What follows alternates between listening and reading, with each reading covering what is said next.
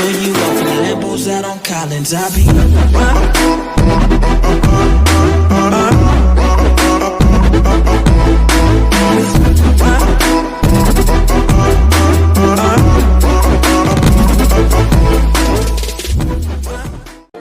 Assalamualaikum warahmatullahi wabarakatuh. Perkenalkan, nama saya Muhammad Syarif Zahir, NIM 811142175. Saya Abi Wicaksono dengan NIM 811420173. Halo, perkenalkan, nama saya Jasmine, NIM 811420176. Saya Ahmad Hendra Wahyudi dengan NIM 811420172. Preambul 4 Hukum Otonomi Daerah Jam 7 yang diampu oleh Pak Dani Muhtada. Saya akan menjelaskan sedikit mengenai otonomi daerah. Di negara Indonesia tentunya kita sudah mengetahui bahwa menganut sistem desentralisasi, yang dimana sistem pemerintahan ini tidak berpusat pada pemerintahan pusat saja, akan tetapi juga daerah diberikan wewenang.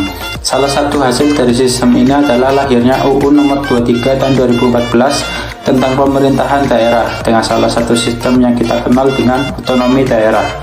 Otonomi daerah adalah hak, wewenang, dan kewajiban daerah otonom untuk mengatur dan mengurus sendiri urusan pemerintahan dan kepentingan masyarakat setempat dalam sistem Negara Kesatuan Republik Indonesia. Pada kali ini saya akan menjelaskan tentang city branding. Pelaksanaan hukum otonomi daerah yang sekarang telah menerapkan salah satunya adalah tentang city branding.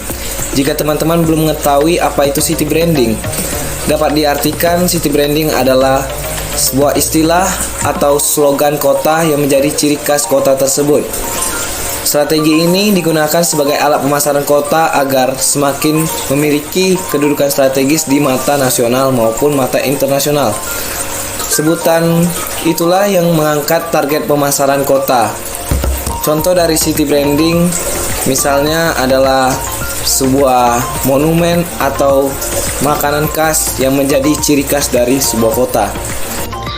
Baik, terkait lanjutan dari penjelasan teman-teman saya dijelaskan terkait hukum otonomi daerah yang salah satunya adalah city branding, maka kelompok kami sepakat untuk mengambil contoh yaitu ada di Kabupaten Jepara. Siapa sih yang nggak kenal Kabupaten Jepara yang terkenal dengan kota ukirnya? Tentu saja kota ukir ini dengan slogan Jepara mendunia dan juga sebagai kota ukir dunia tentu sangat membranding dari Kabupaten Jepara ini. Namun apakah hal itu hanya itu saja? Tentunya dari sekian banyak hasil ukir ternyata di Jepara juga potensi dari baharinya atau pantai-pantai dan lautnya sangat melimpah dan juga indah. Maka dari itu tidak hanya ukir saja yang terdapat, namun dari kami akan coba mengambil contoh city branding terkait ukiran yang ada di Jepara. Selanjutnya adalah terkait apa sih permasalahan yang terdapat di Jepara terkait city branding atau salah satu otonomi daerah yang kita ketahui adalah adanya city branding atau mengenalkan daerahnya ke kancah luas seperti itu. Lalu kita ketahui atau pada kabar-kabar seputar tahun-tahun ini ya dan tahun-tahun kemarin itu bahwa seni ukir yang memang dijadikan sebagai brandnya Jepara itu sedikit terancam teman-teman. Jadi generasi muda yang sekarang ini yang terletak di Jepara itu anak-anak mudanya, kalau kita ketahui di daerah Mayang itu banyak sekali yang namanya pabrik-pabrik. Ini adalah salah satu permasalahan juga yang ada di Jepara kayak gitu, karena dengan adanya pabrik-pabrik ini tentunya anak-anak mudanya itu lebih tertarik masuk ke dalam dunia pabriknya daripada untuk mengembangkan ukirannya di Jepara seperti itu. Jadi daripada mengembangkan melestarikan ukirannya yang terkesan sangat memang butuh belajar yang agak lama, para anak mudanya lebih tertarik ke masuk ke dalam pabrik yang sudah pasti tentunya untuk segi income untuk mereka itu cukuplah karena memang dibayar secara UMR. Namun karena ini adalah permasalahan, tentunya kalau kita tidak mengatasinya akan city branding yang di Jepara ini tentunya terkait ukiran, lama-kelamaan akan terjadi pengikisan atau dampak yang paling terburuknya adalah punah gitu loh. Jadi untuk itu mungkin solusi yang apa aja yang perlu kita sarankan atau perlu kita sebagai mahasiswa kemukakan terkait ini mungkin akan disampaikan oleh teman saya. untuk di bab selanjutnya.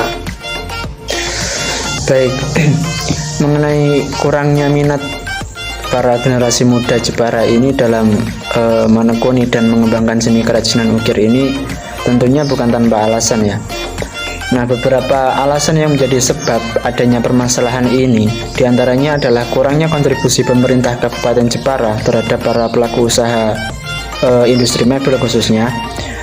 Kemudian juga terbatasnya bahan baku, banyaknya pabrik-pabrik industri asing yang lebih mudah menyerap tenaga kerja non pengalaman, kurangnya tenaga pendidik kerajinan ukir, dan lain sebagainya. Nah, hal-hal inilah yang menjadi faktor pemicu para generasi muda di Jepara lebih tertarik untuk bekerja di pabrik-pabrik asing tersebut daripada menekuni dan belajar seni ukir atau industri mebel itu sendiri. Padahal kalau kita lihat secara pendapatan, industri mebel ini juga tidak kalah dengan penghasilan dari pabrik-pabrik tersebut. Untuk itu saya kira perlu adanya evaluasi baik itu dari pemerintah Kabupaten Jepara maupun dari masyarakat ini sendiri agar slogan Jepara Kota Ukir ini tidak tergerus seiring dengan berkembangnya zaman. Mengenai hal tersebut, beberapa solusi yang dapat dilakukan oleh pemerintah diantaranya yaitu melalui penyediaan bahan baku dengan cara pembudidayaan kayu jati cepat tumbuh atau jati unggul Nusantara. Kemudian juga mendorong pengolahan limbah kayu secara efisien melalui pelatihan pemanfaatan limbah kayu, memfasilitasi permodalan baik itu melalui bantuan koperasi, hibah maupun sarana produksi atau peralatan kerja. Kemudian juga peningkatan kualitas sumber daya manusia melalui kegiatan-kegiatan pelatihan pada dinas atau instansi terkait seperti pelatihan pengembangan desain furnitur, pelatihan kewirausahaan, pelatihan keselamatan dan kesehatan kerja, pelatihan manajemen, pelatihan ekspor, dan lain sebagainya. Kemudian juga menerapkan jurusan kerajinan yang berbasis produk kerajinan lokal, khususnya di sini adalah ukir kayu, pada sekolah-sekolah di Jepara sebagai modal awal para generasi muda dalam mengembangkan skill di bidang perkayuan. Karena sampai saat ini tercatat hanya ada satu sekolah menengah kejuruan yang membuka jurusan kriya kayu atau jurusan perkayuan. Dari beberapa solusi mengenai masalah tersebut, harapannya satu persatu peran pemerintah Kabupaten Jepara dapat terlaksana dalam membangun dan menata kembali jiwa usaha mebel pada masyarakat Jepara, khususnya di sini adalah para generasi muda, sehingga slogan Jepara Kota Ukir ini dapat menjadi ikon jati diri kota Jepara yang sesungguhnya. Baik, mungkin itu penjelasan mengenai permasalahan city branding di kota Jepara dari kelompok 3. Kurang lebihnya mohon maaf. Wassalamualaikum warahmatullahi wabarakatuh.